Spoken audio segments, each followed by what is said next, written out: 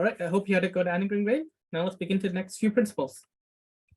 Data minimization is a rather simple principle. It's closely tied to accuracy and historical limitation. These two principles about the data standards are about data standards, with data minimization being the first. The key elements of data minimization principles are: organizations must limit the data they collect and process to the minimum required to complete their purpose. The data collected must be relevant. They must have a clear and rational link to the purpose they have stated. So it must be related to the purpose you stated. You cannot collect data. You cannot collect data as a whole load of data and just select the ones you need for that particular purpose. In a sense, bulk collect. It must be adequate. They must have enough data to achieve their purpose. An organization should periodically review data collected and processed to ensure it's still relevant and adequate for the purpose. And whatever they no longer require, they must delete it. Interesting thing about this principle is that it's affected the design of this website.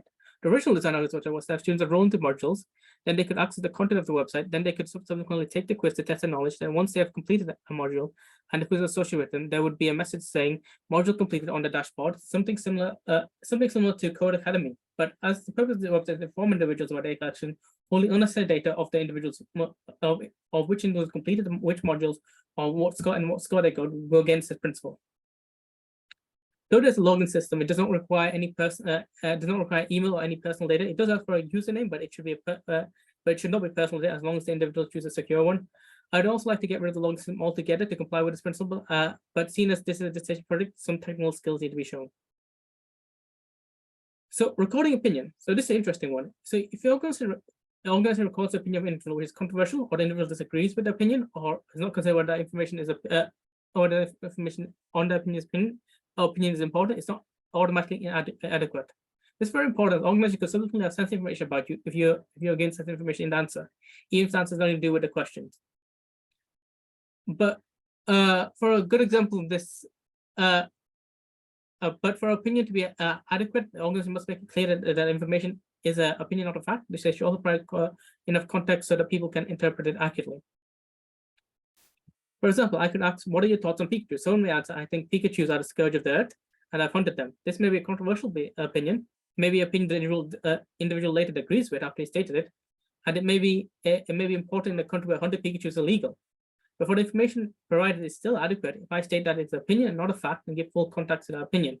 When question or what question I ask and the data access, for example.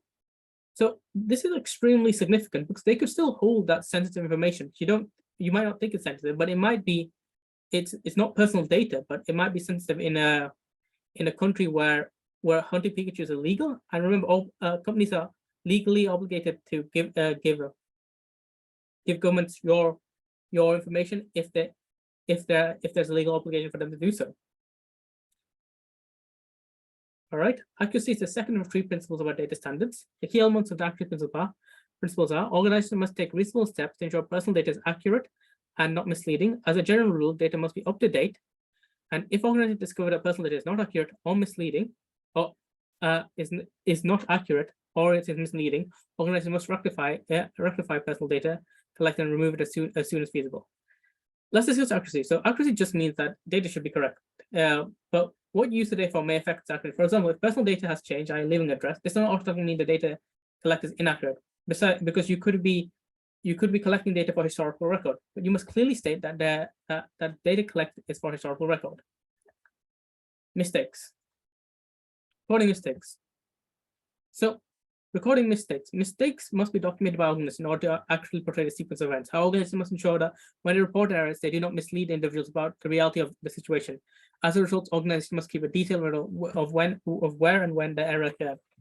So you can record a mistake. This often happens in accountancy, where you record a mistake, say this was incorrectly answered, and put that next to a statement in the balance sheet, and people look at that number and think that was the accurate. That was the initial. That's the actual number of money you earned. It's often occurs in accountancy. My undergrad was in accounting finance, so I'm just mentioning that. Recording opinion. When organizations record their opinions, the data collected is not necessarily inaccurate if individuals disagrees with it later or is later proved wrong about the opinion. But organizations must make clear that the opinion, not a fact. They also must clarify that it's opinion, and they must also clarify if the opinion is based on inaccurate data. then record the fact that data was based on inaccurate data. This is all done to ensure records are not misleading. So a good example would be like, I ask you, what are the healthy food groups? And in the past, we had the food pyramid, which told us what the healthy food groups were, and it said as much carbs as possible. That was based on inaccurate data that we all learned in school, essentially.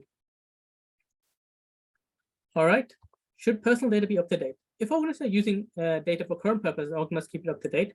For example, individual salaries must be kept up to date, but organizations do not keep the data up to date if it would defeat the purpose of collecting data, i.e. historical data.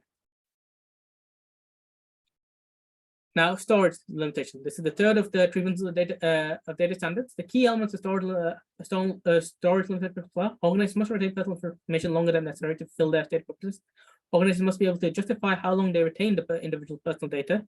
Organizations should have a retention policy which states what data they have, what they use that data for, and the retention period, how long they have the data. This is all done so organizations comply with documentation requirements. Organizations should check their data holdings on a regular basis. When no longer necessary, delete or anonymize information.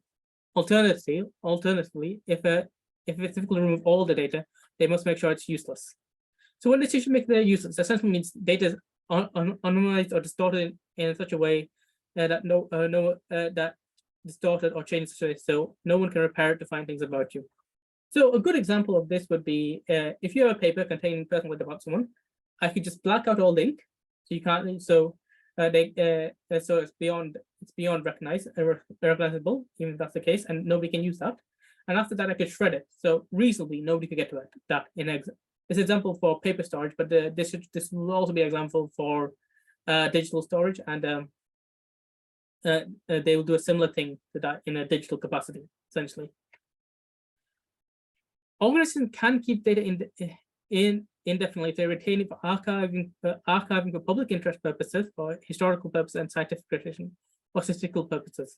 So these three, public interest purposes, historical purposes, scientific purposes, and statistical purposes, these are general exemptions to most of the data, most of the principles of the GDPR. Now, security.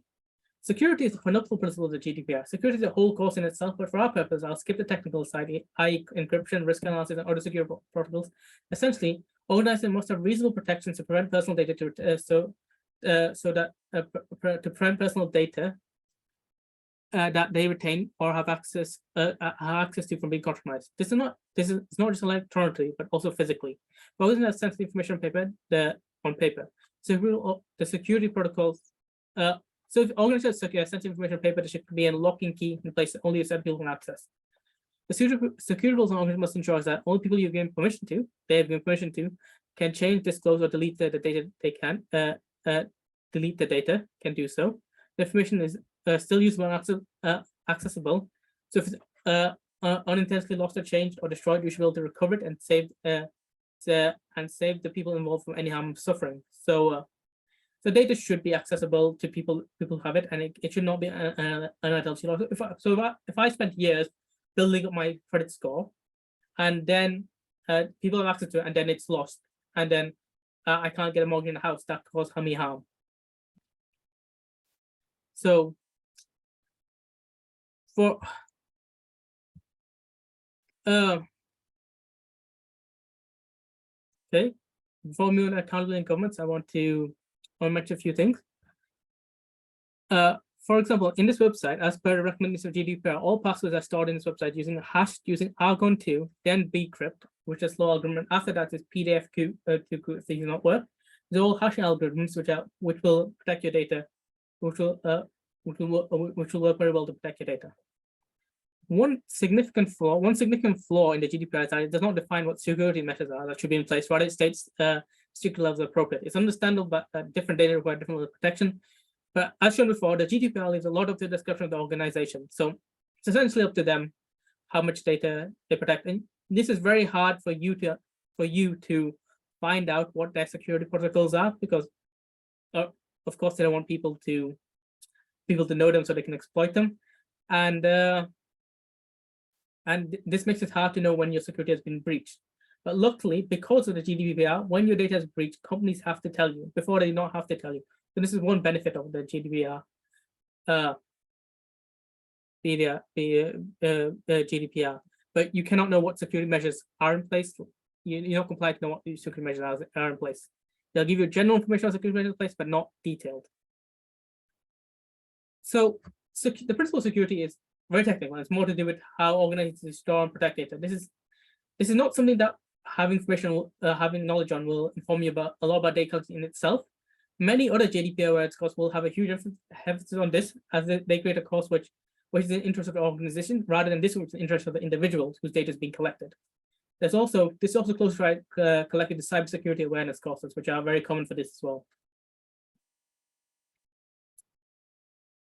Okay, finally, accountability in governance. There are two key kinds of accountability in governance. First tenet states that unequivocally organizations are responsible for the GDPR compliance. The second tenet means organizations must demonstrate their compliance.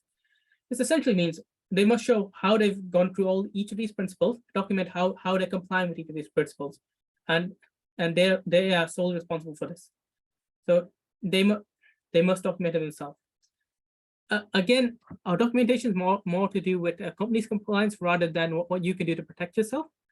But a good thing, if knowing about the GDPR and the principles, you will be able to know about the documentation if they protected themselves or how they protect themselves.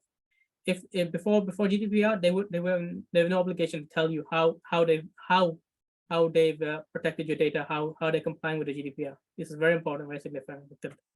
Thank you for listening to this lecture, and that's the end of Principle GDPR, and I hope to see you in the next one.